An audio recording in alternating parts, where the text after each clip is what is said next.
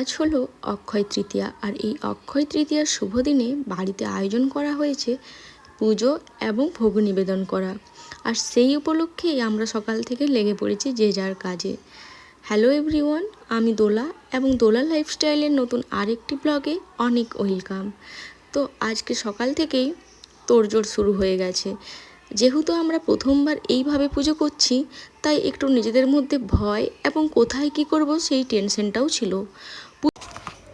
পুজোর দিকটা আমার মাই সামলে নিয়েছে, অবশ্য অনেকে হেল্প করেছে, না হলে এত সুন্দরভাবে হয়তো সম্ভব ছিল না। আর বাবা সামলাচ্ছিল, যেহেতু ভোজনের আয়োজন করা হয়েছে ওই দিকটায়, আর নিচের দায়িত্বটা ছিল আমার। আর এইদিকে আমরা মালা গাঁথছিলাম।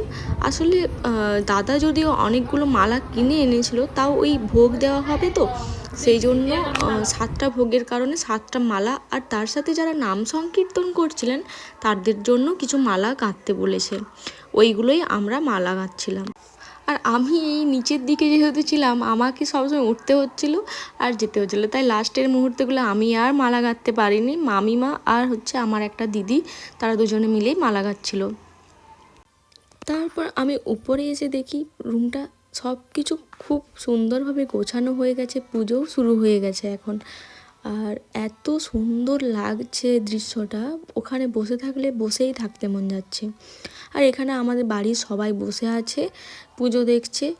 আর এই দিক থেকে আমি একটু দেখছিলাম কেমন লাগছে।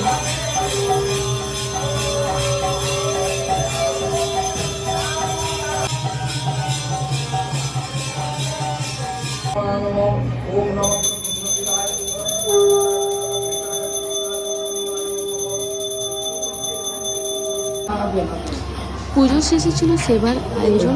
আর দিনটা যেহেতু অক্ষয় তৃতীয়া ছিল, তাই বাড়িতে অনেকেরই পুজো ছিল, তাছাড়াও আরও অন্যান্য অনুষ্ঠান পর্যন্ত ছিল, তাই অনেকেই আসতে পারেনি সেদিন তার মধ্যে। আর এখানে চলছিল খাওয়া দাওয়া। আমাদের এই ছোট্ট ভালো মুহূর্তটি আমার চ্যানেলে শেয়ার করে রাখলাম, যাতে ভবিষ্যতে দেখতে পারি। তো আজকের মতন ব্লগটি এই পর্যন্তই। যদি এই ব্লগটি ভালো লাগে তাহলে অবশ্যই লাইক করুন।